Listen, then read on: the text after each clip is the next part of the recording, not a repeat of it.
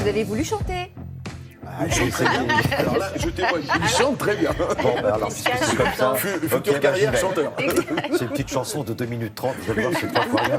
Les rouages des grandes innovations de l'ingénierie aéronautique. Ouf, l'a dit comme ça, je me dis, mais qu'est-ce que ça peut bien raconter? Ça sonne compliqué, effectivement, mais cette saison, puisque finalement on est en plein été, et puis voilà, si c'est pas maintenant qu'on entend et qu'on voit tous ces gros oiseaux sillonner le ciel, c'est jamais. Il faut savoir que vous avez 37 millions de vols aériens par an. Ça veut dire un décollage chaque seconde.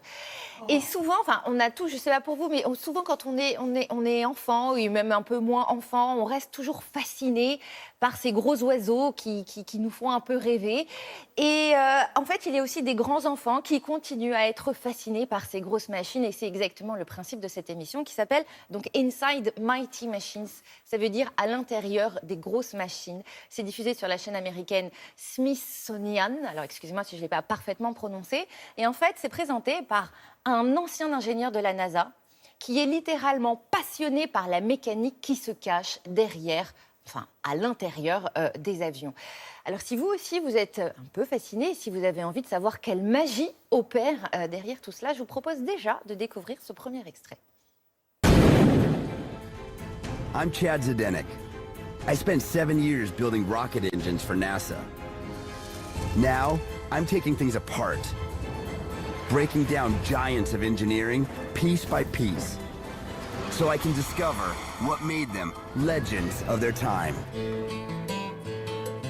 I'm in the heart of Mississippi at a specialist aircraft disassembly facility. Walking underneath this thing really shows you how big it is, huh? Yeah, it does. This is where planes get sent when they reach the end of their working life. For an engineer like me, this place is amazing. Some of these planes are beautiful and they're in very good condition. They've been maintained and looked after their entire lives. The only problem is that they're not really needed anymore. But that doesn't mean there's not a lot of money that can be made from them.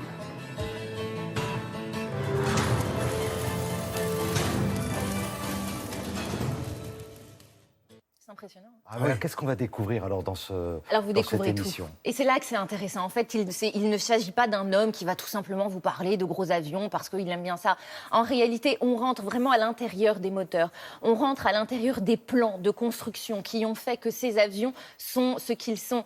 Ce qui est intéressant, c'est que la pédagogie est parfaite. Vous comprenez. Il rencontre les plus grands inventeurs. Il rencontre les plus grands constructeurs. Ceux qui sont à l'origine de l'invention d'un gros moteur, par exemple, de Boeing 747. Il faut les trouver, il faut discuter avec eux et surtout, il faut les écouter, vous expliquer comment est-ce qu'ils ont pu inventer tel ou tel fonctionnement qui ont fait toutes ces merveilles. Regardez là, par exemple, le moteur d'un 747. Vous avez face à vous l'homme qui l'a dessiné pour la première fois.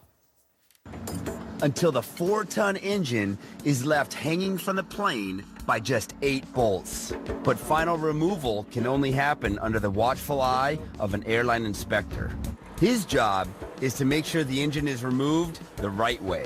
One mistake could knock tens of thousands of dollars off the value of this engine. So what would you say some of the major innovations are that went into the 747 engine? Well, the engine was the first application of what we call a high bypass ratio engine to a commercial airplane. A high bypass ratio engine sounds complicated, but like all the best ideas in engineering, it's actually pretty simple. These fan blades are moving really fast and sucking in a lot of air. Now the squeezing, that's starting up in this area right here.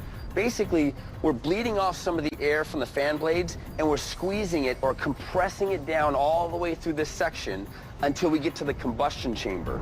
Here, we're adding fuel and ignition and we're getting bang.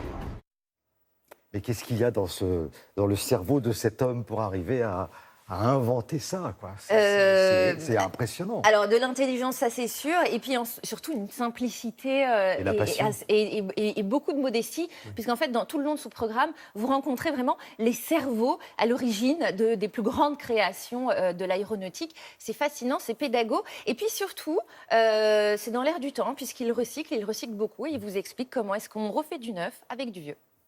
Et aujourd'hui, il y a quelques minutes, avec Maude Descamps, on a parlé d'un autre grand inventeur, c'était Louis Blériot.